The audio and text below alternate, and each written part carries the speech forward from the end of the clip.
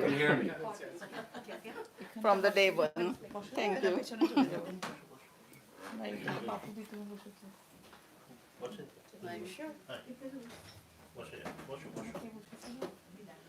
All right, welcome. Good evening. Jai Sri Ramakrishna Jai Ma Jai Swamiji.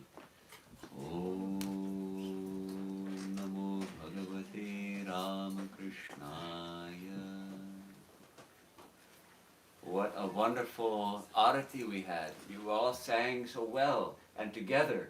It was beautiful, so inspiring.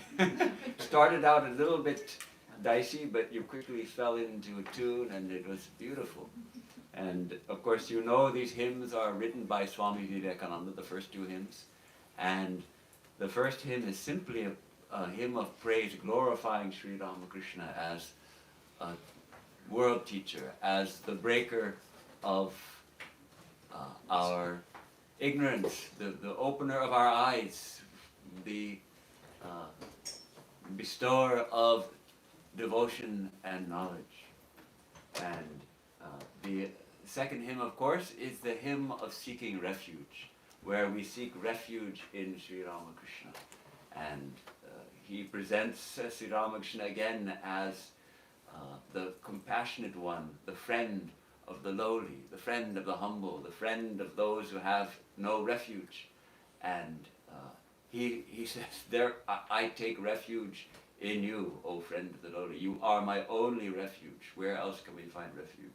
So these are the beautiful hymns we sing at our evening prayer. And tonight, my topic is the call of the Spirit. The call of the Spirit. What do I mean? Well, it's one way of understanding our spiritual life. Because we who are students of Vedanta know, or at least intellectually we understand, that the Spirit, the reality, capital R, Brahman, that infinite consciousness and bliss, is shining everywhere and is shining in our hearts. It is the very basis of the universe, the basis of everything. Everything we see, every person we meet, every thing we do is a manifestation of that infinite reality. Swami Vivekananda puts it this way: "I have seen nothing but God all my life, nor have you." He is everywhere saying, "I am." The moment you feel "I am," you are conscious of existence. Where shall we go to find God if we cannot see him in our own hearts and in every living being? So this is our Vedanta teaching. God is right here. When we say "I am," we are conscious of existence. We are conscious of our existence, yes, and the existence, that ever-present reality which is existence. But the tragedy is we don't know it. We don't realize it. Most people are asleep to the Spirit. So, and yet it is as if the Spirit is calling to us every moment. Here I am. Here I am. See me. Realize me. Can we hear it? Can we hear the Spirit calling us? Can we hear the Spirit calling us to discover ourselves, to discover our true self as infinite joy? What a tremendous blessing to hear that call. To hear the call of the Spirit is a tremendous blessing. And all of us present here tonight have heard it, at least to a certain degree, or we wouldn't be here. We wouldn't be giving up a nice Sunday night when we should be relaxing and getting ready for the work week, and coming all the way to, for some people, driving a long distance even, to come and hear a talk about Vedanta. So we have heard that call. How we respond to that call is tremendously important. Our destiny in life depends on how we respond to that call. So I want to, while we talk about some of the amazing incidents in the lives of two disciples of Swami Vivekananda, I want to ask all of us to consider, how am I going to respond to the call of the Spirit? That question I'm presenting as a question for tonight's talk. So I want to now turn to the story of two disciples of Swami Vivekananda, Mrs. Mary Funky and Miss Christina Greenstidle, both of Detroit, Michigan. They were friends. Those of you who are deep students of Swami Vivekananda will recognize their names. They have both written very moving accounts of how they found Swami Vivekananda and how they became his disciples. So I'd like to read at some length from their stories because they're very well written and it's worth getting inspired by their accounts. So Christina Greenstidle, she was not married, she was a young woman, and her friend Mary Funky was married with children, but they were close friends. And they were searching for something. They knew there was something more to life than the same old round of eating and drinking and sleeping and working and all of that, and going to lectures and parties and all of that. There must be something more. They knew there was something more. But what? And they were not finding it. And yet they were searching. So Christina gives a little taste of that mood of theirs. She writes, "There are times when life flows on in a steady, deadly stream of monotony. Eating, sleeping, talking, the same weary round. The eternal treadmill. The merry-go-round stops neither for our sorrow nor our happiness. Surely this is not all there is to life," she asks. "This is not what we are here for. A restlessness comes. What are we waiting for? Then one day it happens. That stupendous thing for which we have been waiting. That which dispels the deadly monotony, which turns the whole life into a new channel, and our restlessness is stilled forever." So she gives a hint. She gives a hint how her whole life is turned into a new channel when she hears the call. "Little did I think when I reluctantly set out one cold February night in 1894 to attend a lecture at the Unitarian Church in Detroit, that I was doing something which would change the whole course of my life and be of such stupendous import that it could not be measured by previous standards I had known. Attending lectures had been part of the deadly monotony. How seldom did one hear anything new or uplifting. The lecturers who had come to Detroit that winter had been unusually dull. Remember, this was in the days before there was television, radio, what to speak of television, not even radio. There were newspapers, but how did people get information? How did people learn new things? By going to lectures. The educated would go to and there were lecturers who would travel from city to city and talk. And they were all dullards, apparently, in the winter of 1894, at least those who came to Detroit. So unvarying had been the disillusion that one had given up hope, and with it the desire to hear more. She gave up. She was just resigned to a life of deadly monotony. So that I went very unwillingly to this particular lecture to hear one Vivekananda, a monk from India, quote unquote, and only in response to the pleading of my friend, Mrs. Mary C. Funky. With her beautifully optimistic nature, she had kept her illusions and still believed that someday she would find that something. We went to hear this man from India. Surely never in our countless incarnations had we taken a step so momentous. For before we had listened 5 minutes, we knew that we had found the touchstone for which we had searched so long. In one breath we exclaimed, "If we had missed this."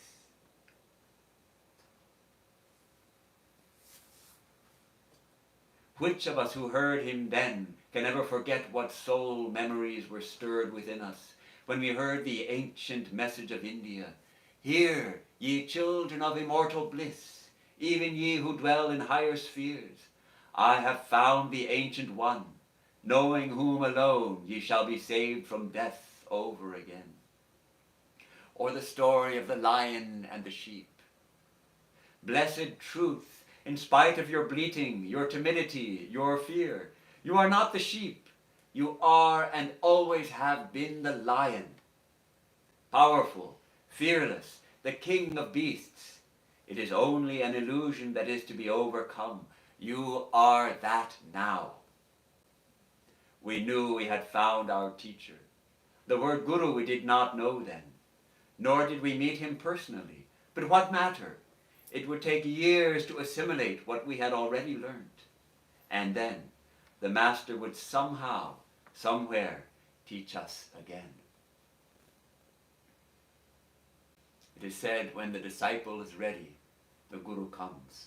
And that we get the guru for whom we are fit. So evidently, Christina and Mary were very fit. They were intensely longing. They were intensely seeking. And a great world teacher, a bearer of the message of Vedanta, not just a bearer of the message, but one who lived the message and had realized the message and could transmit that message to the hearts of others, who could awaken the spiritual consciousness of others just by a look, just by attending his talks, which were spiritual transmissions in themselves.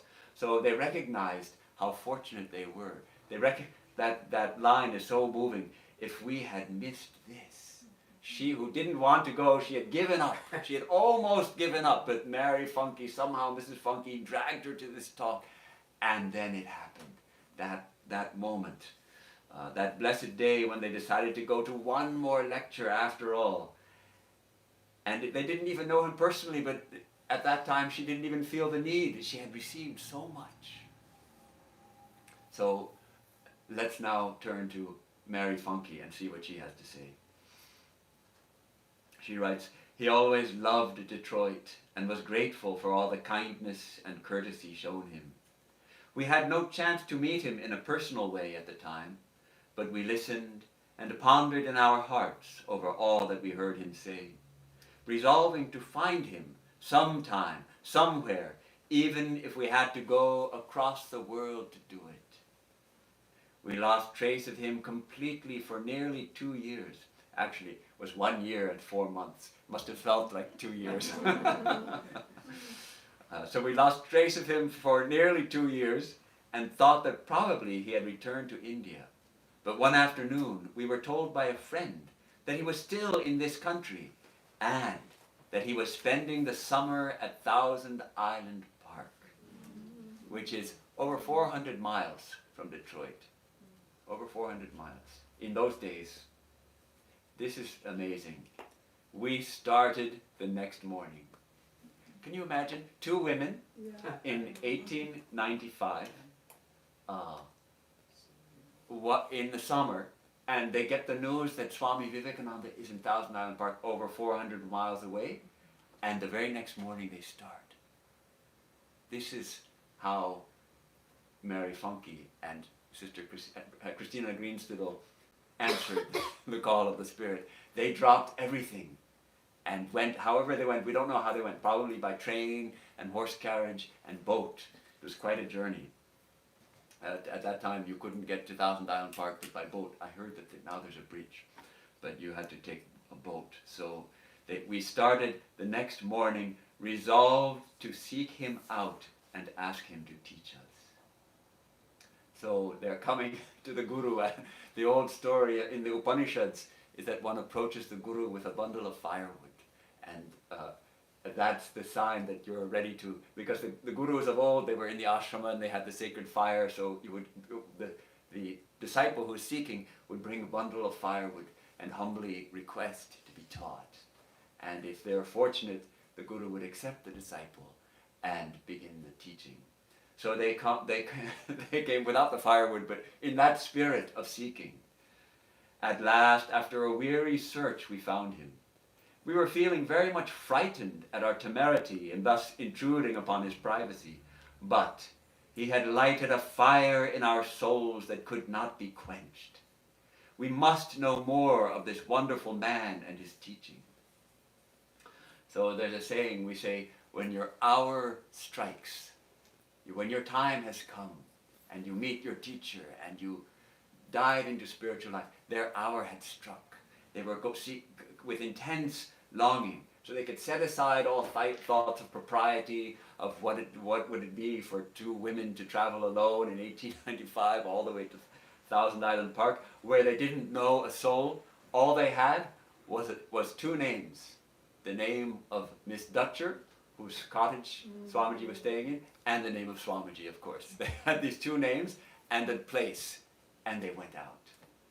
So you can sit on the floor here. Dharani, you can sit here. There's other youngsters here. Good. So, this last portion is very dramatic because she starts like this. It was a dark, rainy night, but we could not wait. Every moment was precious, and our imagination was stirred up to the nth degree. We did not know a soul in the place, but finally we hit upon the plan of making inquiries at the various shops, and thus find out where Miss Dutcher lived. At one place we were told that there was a cottage occupied by a Miss Dutcher, and that a foreign-looking man who dressed queerly was staying there. They found him. There's a foreign-looking man who dressed queerly. They found him. Then we knew our quest was ended, and we found a man with a lantern who went ahead of us. Would he accept us? And if he did not, what then could we do? It suddenly seemed to us that it might be a foolish thing to go several hundred miles to find a man who did not even know of our existence. But we plodded on up the hill in the rain and darkness, up the wet and slippery path. It seemed as if we were taking one step up and two back. It was so slippery. The first thing we heard when we reached the house was the rich, beautiful voice of the Swami, who was talking to those who had gathered on his porch. Our heartbeats could have been heard, I truly believe. His hostess asked him to come downstairs to see us as two ladies from Detroit, and he greeted us so sweetly. It was like a benediction. I like Detroit, he said. I have many friends there, isn't it? Speaking of this in after years, our Guru would refer to us as my disciples, who traveled hundreds of miles to find me, and they came in the night and in the rain.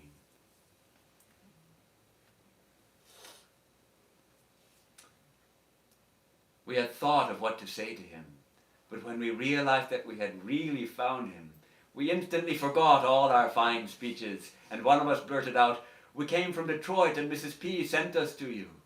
The other said, "We have come to you, just as we would go to Jesus if he were still on the earth, and ask him to teach us." He looked at us so kindly and said gently, "If only I possessed the power of the Christ to set you free now." He had tremendous power, actually. He may have had, to a certain extent, that power, but so the two ladies were invited to join the class that evening, join the party that evening, and that night they went back to a hotel, and they were invited to come back the next morning, and the next morning when they arrived, they must have consulted, and they were invited to actually join the group and stay with Swamiji at Thousand Island Park, in the house, in the cottage where he was staying. So they had the tremendous blessing that we can't even imagine what a blessing to live with Swami Vivekananda for several weeks when he was pouring his whole soul into his disciples. He had been working very hard and giving lots of lectures, but he wanted to train some of his own people. He wanted to train his own, he wanted some of his own disciples in whom he could pour everything. He wanted to give everything to them and train them up so that they would continue the work, because he knew that he was only one person. How much could he do? And yet, of course, how much he did. But he knew that the lamp, the fire has to be carried from person to person. And so he was training disciples in Thousand Island Park. And he was full also of the fire of the monk. He was of course, always a monk. But here at Thousand Island Park, somehow with the beautiful nature and the close disciples, he was especially full of the fervor of the monk and of renunciation, and he taught a lot about that, and he even initiated several of his disciples into monastic life. Christina Greenstidel was one of them, and she received the name Sister Christine, and two of them he actually initiated into sannyasa. They became swamis. That was Mary Louise, who became Abhayananda, and Leon Landsberg, who became Kripananda. And several others were initiated as brahmacharins or brahmacharinis. So Mary Funke writes, "There were 12 of us, and it seemed as if Pentecostal fire descended and touched the Master.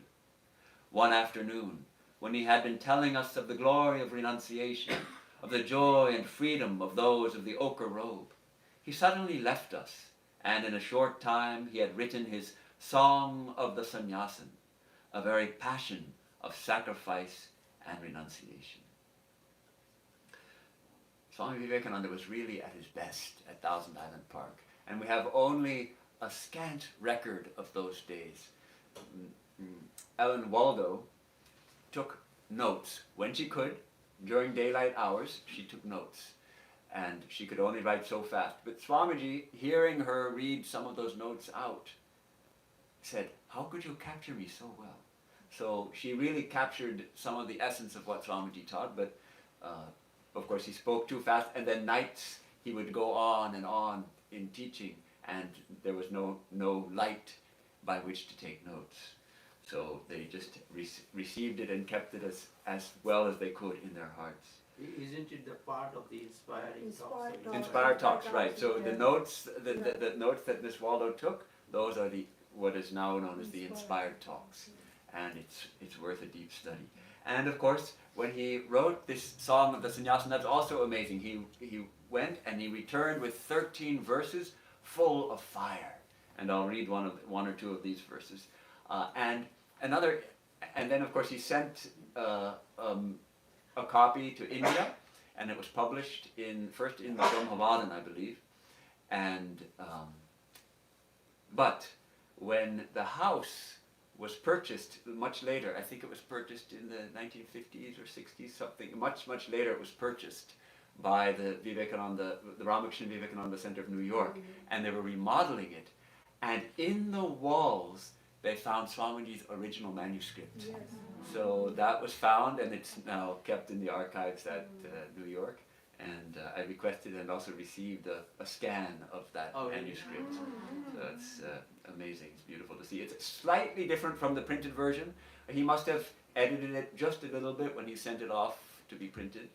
But the first draft is almost exactly as it is. He was just a gifted poet that the spirit was moving through him at that time. So this spirit of monasticism, even Mrs. Funke caught it. Everybody was taken up by it. So Mrs. Funke wrote later, "I had a vague idea that to live in a cave and wear a yellow robe would be the proper thing to do if one wished to develop spiritually. How foolish of me, and how wise Swamiji was. He said, 'You are a householder.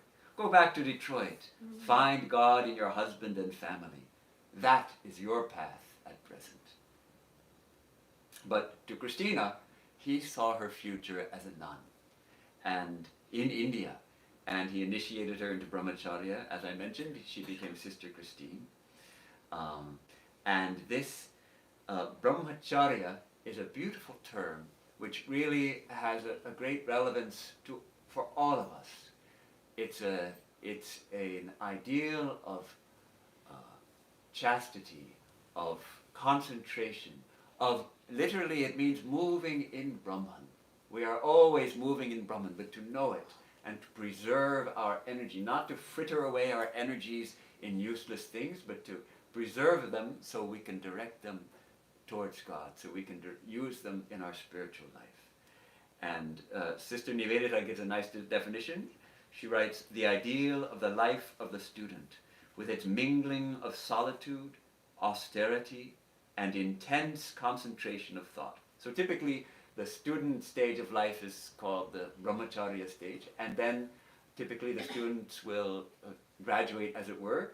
They will leave the guru and they will get married, and they will have the householder stage of life, and then they will have the vanaprastha stage, where they retire to the forest and intensify their spiritual disciplines and meditation, and finally some will at the end also take to sannyasa, where they give up everything and traditionally in India wander about from place to place. So part of brahmacharya means chastity or celibacy. Now typically, as I said, the brahmacharya afterwards will marry, but there are a few who are called to lifelong celibacy, and they will skip the householder stage of life and go directly to the sannyasa. So why am I talking about this? There's only one monk here. Well, I think there's something of the monk or nun in the heart of every sincere seeker, every devotee. The ideal to which we monks are also striving, not that we have attained to that ideal, but that ideal of complete and total reliance on the divine, of throwing ourselves at the feet of the Lord and saying, I'm not going to depend on anything except God. I'm going to withdraw my mind from all time wasters and put it on the feet of the Lord alone. That kind of ideal, that's what the monastic ideal says to me. And I think all of us have something of that longing, that sincere longing, which culminates in this idea of just diving in, taking a leap into the divine. As Mrs. Funky put it, she was writing letters from Thousand Island Park. She wrote to one of her friends, we are taught to see God in everything, from the blade of grass to man, quote, even in the diabolical man, unquote. That was hard for them. In his talks, he may go ever so far afield, but always he comes back to the one fundamental, vital thing. Find God, nothing else matters. So whether we are called to live our life according to the householder ideal, or to the monastic ideal, or perhaps to something in between, because there is a kind of in-between path also. This is, how do we respond? Find God, nothing else matters. Can we respond to this call? How do we respond? For Mrs. Funky and Christina, they dropped everything to run and find their teacher, their guru. They were ready to give up everything. At least for, even Mrs. Funky was ready to give up her family to go to a cave and wear a yellow robe and find God. But Swamiji guided her correctly that no, her path is the householder path. But that all-encompassing yearning, that dedication to give up desire for name and fame, for pleasures and wealth, to want God alone, to want her true self alone, for nothing else matters. And to let go. There's a certain letting go that takes place in spiritual life. Even for those who are really sincere, we let go of the unimportant things. Because, as Swamiji puts it in the poem, in the Song of the Sannyasin, thine only is the hand that holds the rope that drags thee on. Then cease lament. Let go thy hold. Let go thy hold. How beautiful. A couple of stanzas. Let's read the first stanza of the poem. I think many of you know it. How many of you have never read the poem? Okay, just a few of you. Most of you know it, so you'll recognize it. But it's a poem which sings the glory of the traditional life of sannyasa. And for monks, it's almost like a manual for our monastic life.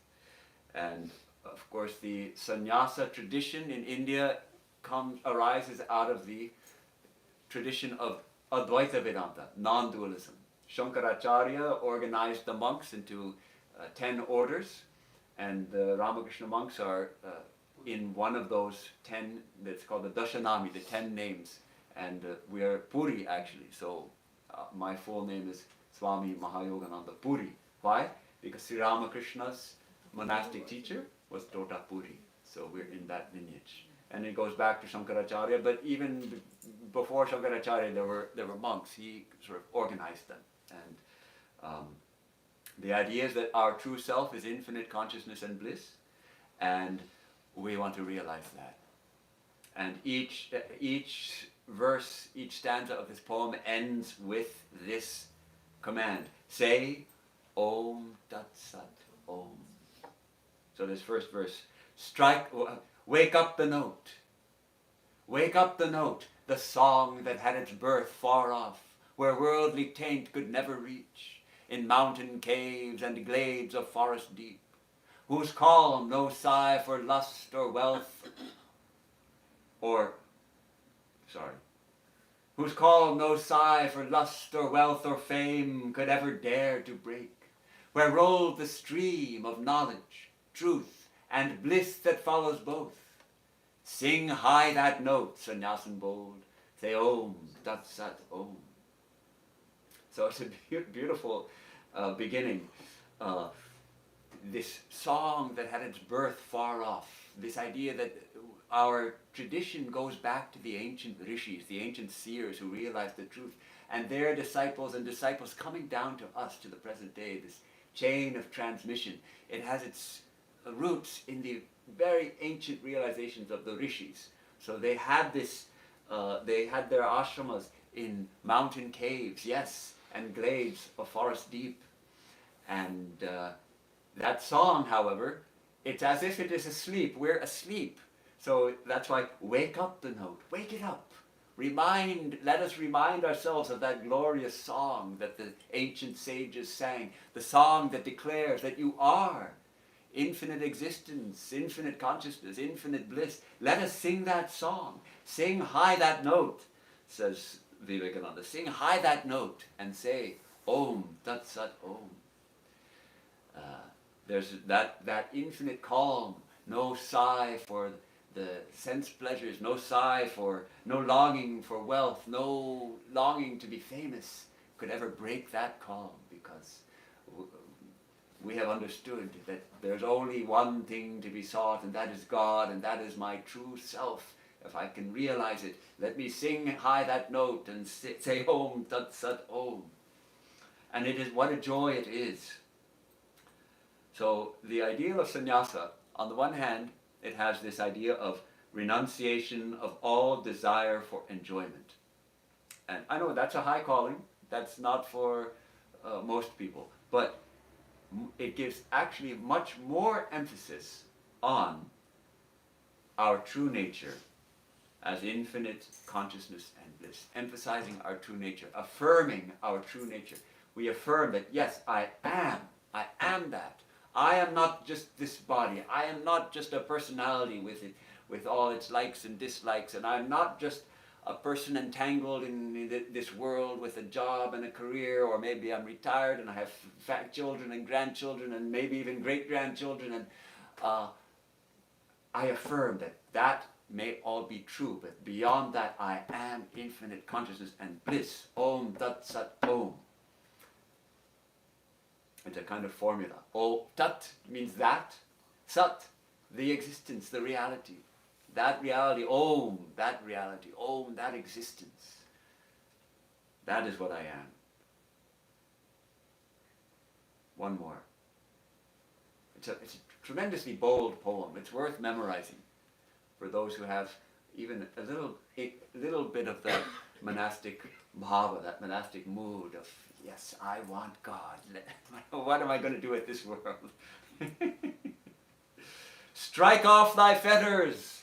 Strike them off. Strike off thy fetters. Bonds that bind thee down, of shining gold, or darker, baser ore. Love, hate, good, bad, and all the dual throng. No, slave is slave, caressed or whipped, not free. For fetters, though of gold, are not less strong to bind. Then off with them, sannyasin bold. Say Om, Tat Sat Om. So this is the impulse of the monk to cut everything, cut it off, cut off the bondage, off with it. This idea that, of course, the negative things, hatred and darkness and all of those things, yes, we want to give those up. But Swamiji says, yes, that's a fetter, maybe a chain of iron. But what about the chain of gold?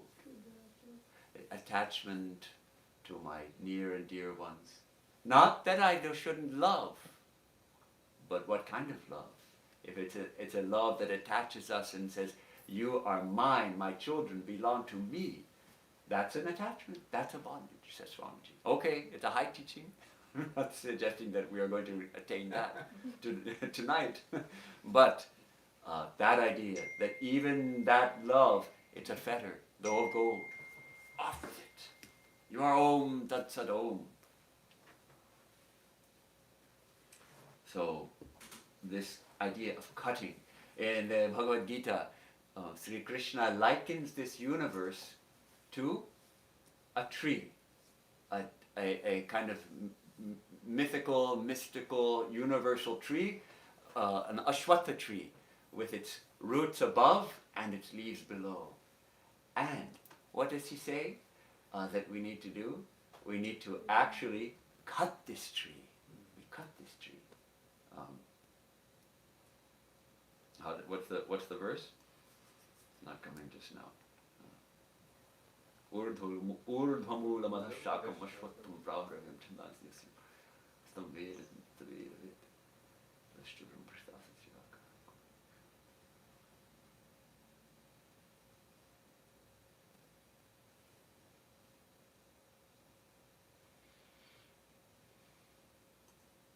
Anyhow, you cut it with the sword of viveka, the sword of our discernment, sharpened by our spiritual practices. We sharpen that sword or axe of discernment, discerning between what is the eternal and what is the ephemeral, and we cut that tree at once. We are slaves to desire. Be free. Desire to be free. Desire to be free.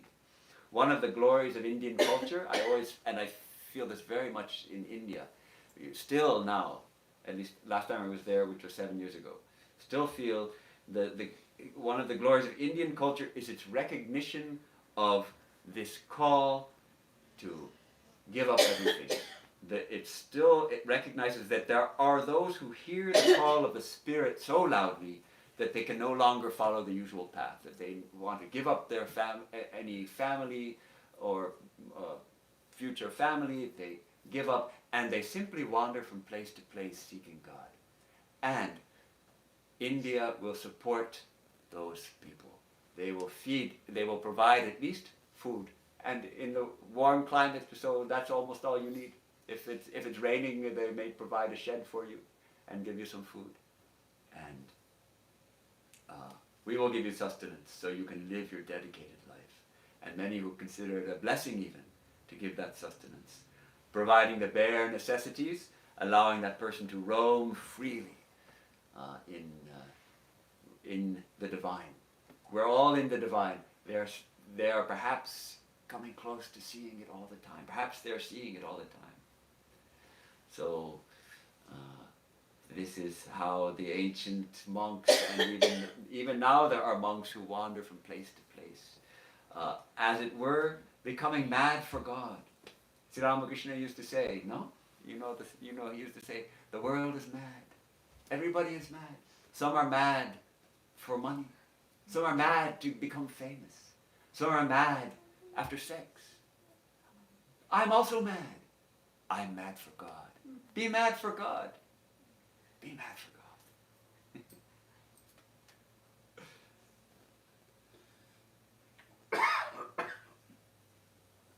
So this monastic tradition in ancient times, it goes back to the earliest times when some few would give up everything and wander. And yet, let us remember, this tradition also was that at the end of life, after raising a family and raising children who will carry on the lineage, one then retires. And we have this retirement in American culture too, but in American culture, retirement means go enjoy. Now you have finished your work, you saved up some money, we hope, and so now you can go and enjoy. And the retirement communities, as I hear from some of you who stay in retirement communities, especially if they're fancy, they're constantly providing entertainment. 24 hours a day. 24 hours a day entertainment. You're a cruise. So that wasn't the idea of the ancient sages. It was, okay, now is the time to start withdrawing, starting to let go and going more within. When I was working, when I was raising my family, I had not much time to think of God. But now, and many of us in the room here, we have reached that age when maybe we've retired or we're going to retire soon, and now we can start to let go and turn our gaze within and start to seek the divine, seek that infinite reality, seek that Om Tat Sat Om, which is right here. Yes, the Spirit is calling to us. Will we answer the call? Or we can also go and enjoy. All right. Hinduism is always like that. All right, if not this life, then next life. So this monastic tradition became institutionalized gradually. And there are formal ordinations and the taking of vows and all of that. And the Ramakrishna order is a relatively new order of monastics in the lineage of Sri Ramakrishna and Shankaracharya, as I mentioned, and founded by Sri Ramakrishna himself. And the motto of the Ramakrishna order, I think most of you know it, Atmano Mokshartham Jagat Hitaya Cha. So it's a slightly new angle. Atmana, of the self, for the self, moksha. Mokshartham, for the goal of liberation, one's own liberation, and Jagat Hita, for the welfare of all, for the welfare of all beings. So it combines a little bit of that ideal of the bodhisattva, as it were, that our lives are not for ourselves alone. To seek one's own liberation alone seems to have a touch of selfishness to it, when there are so many people suffering. So, these twin ideals, they go hand in hand, they support each other. And both Sri Ramakrishna and Swami Vivekananda, they name the two great obstacles in spiritual life as the impulses towards passion and possession, towards pelf and pleasure, towards lust and greed. Swami Vivekananda. To the Oriental, the Occidental, the Westerner, is the dreamer, because the Westerners say, oh, those Indians, they're sitting there contemplating their navels, they're the dreamers, they're dreamers. And here is Swamiji saying, no, to us, you people are the dreamers, playing with the dolls of a 5 minutes fancy. He laughs, the Oriental, the Indian, the Easterner. He laughs to think that grown men and women should make so much of a handful of matter, which sooner or later they will have to leave. Can you not see the tide of death and materialism that is rolling over these Western lands? How long will you keep the bandage over your eyes? Can you not see the power of lust and unholiness that is eating into the very vitals of society? So Swamiji saw the ills of society, and he saw what is the main ailment? Lack of spirituality. That is why he asks us, be spiritual. The remedy is spirituality, and for a few at least, renunciation. Young men and women who are ready to give up, to dedicate their whole lives to the Spirit.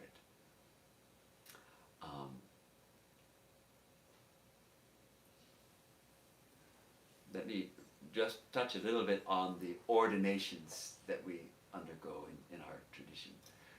There's 2 ordinations for the monks of the Ramakrishna order. The first one is called the Brahmacharya Diksha, the Brahmacharya Vrata. We take certain vows. And actually, there are 10 of them. It's not just celibacy. Celibacy is the last one. But also, we vow before our brother monks or our sister nuns, we take a vow in front of them. I'm going to do this. I'm going to lead this life. I'm going to lead this spiritual life. It's making a public proclamation in the presence of one's brother and sister monastics that I'm going to live a life governed by certain principles and practices which will help me attain my goal, the realization of infinite love and infinite bliss. Now, those of you who are married know that taking a vow is very powerful. And why do you do it? You do it in public. You don't get married in secret. You get married in public. Of course, some people, they elope and they do it in secret. That's not the ideal. That's not the ideal. The ideal is to do it in public. Why? Because you're telling everybody, see this. I'm going to be dedicated to this person. And this person's we're going to be dedicated to each other. We're going to support each other as long as we live. We are going to try our best to love and support each other till death us do part in the Western vow. And support each other. Be spiritual partners for each other. And doing it in public, everybody knows, oh, now they're dedicated to each other. Bravo. All power to you. So, Times have changed. what do you mean, times have changed? I mean, these days, how long do people stay? Okay, but this is the ideal. This is the ideal. And there are people who do. You're one of them. I'm one of them. Till death. Bravo. Good. That's the ideal. We dedicate ourselves in front of others. So monastic vow is also like that. We vow in front of everyone. So everybody saw me take that vow, so they could say, hey, you said you were going to get up early in the morning. That's one of our vows. Our first vow is to get up at least half an hour before sunrise. Going to get up and do what? Meditate. So we take these kinds of vows. I'm going to get up early in the morning. I'm going to meditate every day without fail. And I'm not going to do my worldly duties or whatever duties I have until after that. First, get up, then freshen up, maybe take a bath or at least freshen up and go from meditation. And there's some very inspiring, and except for the last one, which is brahmacharya, celibacy, all the others apply for anyone who's a sincere seeker of God. Sincere seeker, we can take up some of these. When I sit for meditation, I'm not going to think about all the mistakes I made in my life. I'm going to forget about those. I'm going to pray for help to Sri Ramakrishna. Those kind of vows we take. Another vow, I'm going to try to be like the honeybee and not like the fly. The fly sits on dirty things. The honeybee drinks only nectar. I'm going to try to see the good in others, and I'm going to try not to see their faults. Those kind of, I'm going to dedicate my whole life to God. These are the kind of vows we take.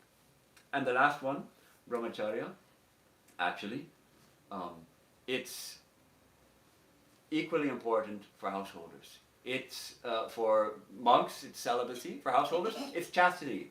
I am dedicated to this person and to this person alone.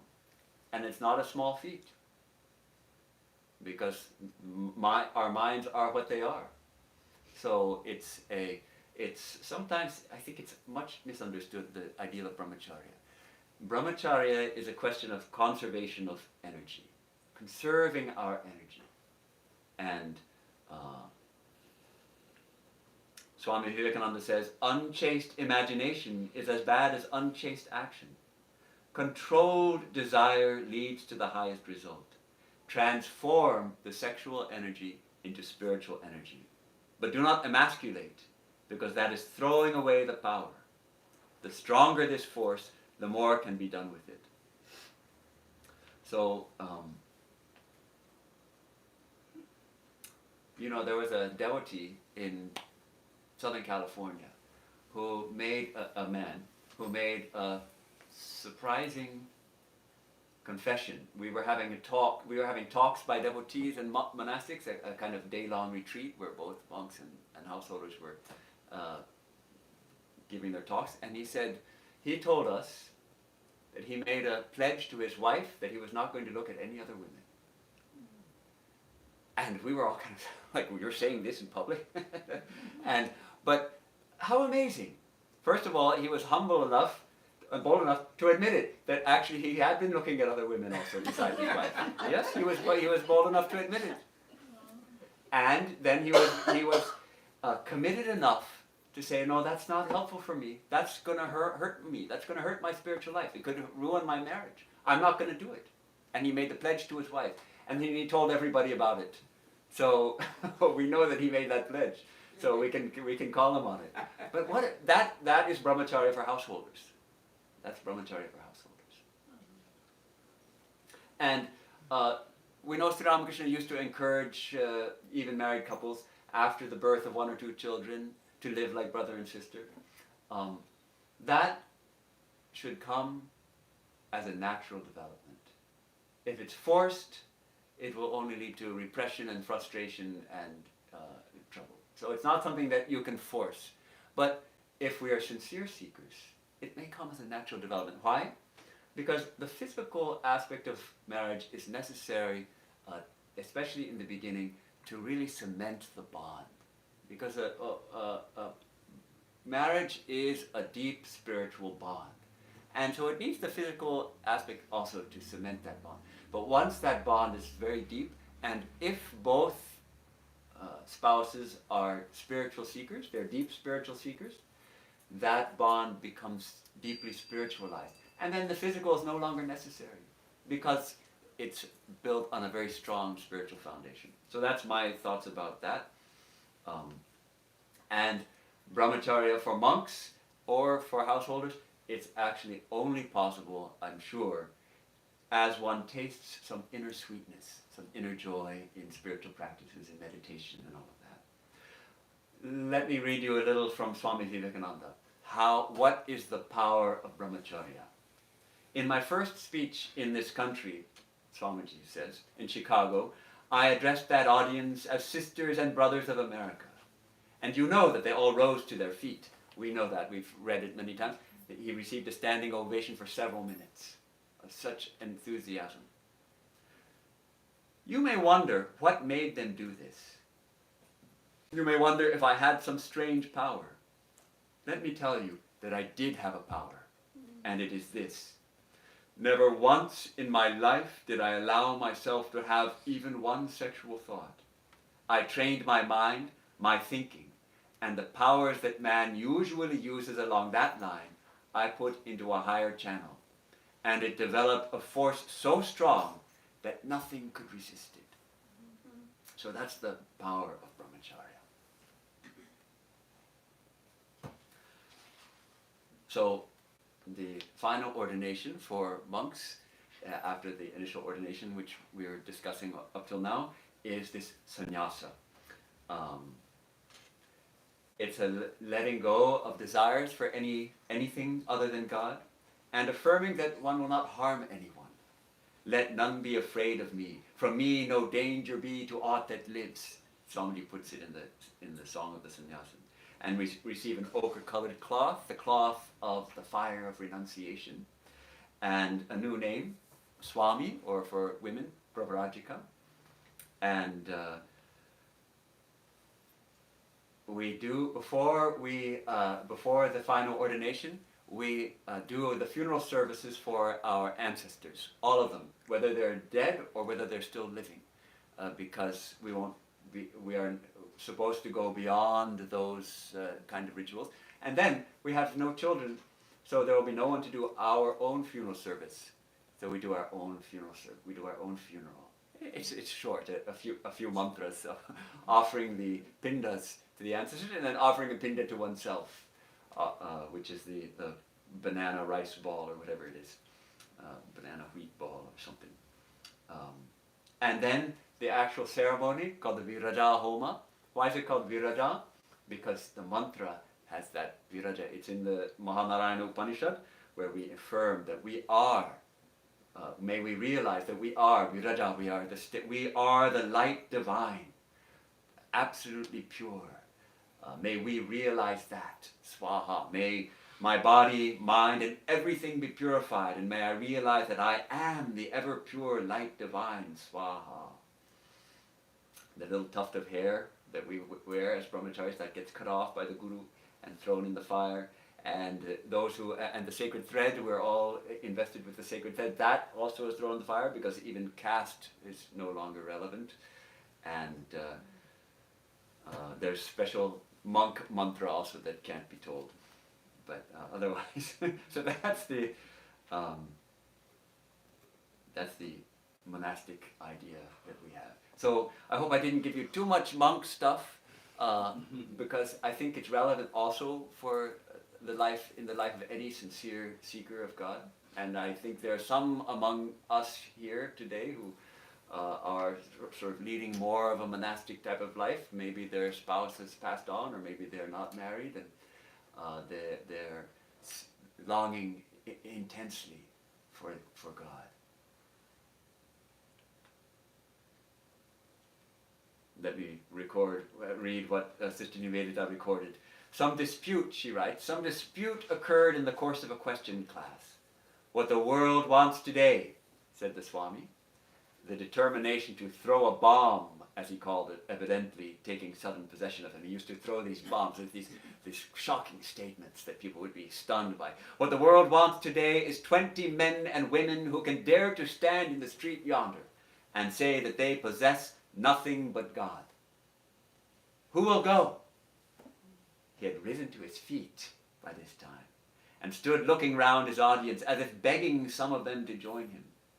Why should one fear? And then, in tones of which even now I can hear again the thunderous conviction, if this is true, what else could matter? If it is not true, what do our lives matter? This is the call of the Spirit right here. If it is true, if the Spirit is true, if God is true, if God is real, if my true self is infinite consciousness and bliss, what else could possibly matter? And if it's not true, if we are just matter, then what's the point of anything? What matters? Nothing. Then nothing matters. We might as well all go jump off a bridge. Nothing matters. But it is true. It is true. And if we really hear that call, then say there was a young man studying the Upanishads with Swami Abhedananda, another of Sri Ramakrishna's disciples, and he finally, one day he turned to Abhedanandaji and he said, "Sir, is all this true?" And Abhedanandaji said, "Absolutely. It may be difficult to realize, but it's definitely true." And the next day, that boy was a silent sannyasin, nude on his way to Kedarnath. So, this, Swamiji puts it this way, that this is the message of Sri Ramakrishna to the modern world. Care not for doctrines or for dogmas, for sects or for churches. All these count for but little compared with the essence of existence which is in each one and is called spirituality. Therefore, my Master's message to the world is, be ye all spiritual. Get ye first realization. This is from his famous lecture in New York at Madison Square Gardens on his master, on Sri Ramakrishna. My Master's message to the world is, be ye all spiritual. Get ye first realization. And to the young and strong of every country, he would cry that the time has come for renunciation. Renounce for the sake of humanity. You have talked of the love of man till the thing is in danger of becoming words alone. The time has come to act. The call now is do. Leap into the breach and save the world. So that's more or less what I wanted to talk about today. But let us think about that call of the Spirit and how each of us has our own unique path in spiritual life. And we respond to that call in our own unique way. I've presented the kind of traditional monastic way, and the way that both Mary Funke and Christina Green-Stidle responded to that call. That call is always resounding. Sri Ramakrishna he was waiting for his devotees. He was waiting for his children. And Divine Mother had shown him that he had his own disciples, and he was looking so much forward to giving them his wealth of spirituality. And where were they? And they weren't coming. And at the end of the day, when they hadn't come, he would climb up the steps of the kuti, the mansion where the proprietors of the temple used to live. And he would climb up to the roof, and he would break down weeping. And he would say, "Where are you, my children? Come to me, where are you?" So that call, that is the call of the Spirit. That is the call of the Guru, the call of the Master. It's still reverberating through all these decades. And can we hear that call of Sri Ramakrishna? Where are you? Come to me. Come to me.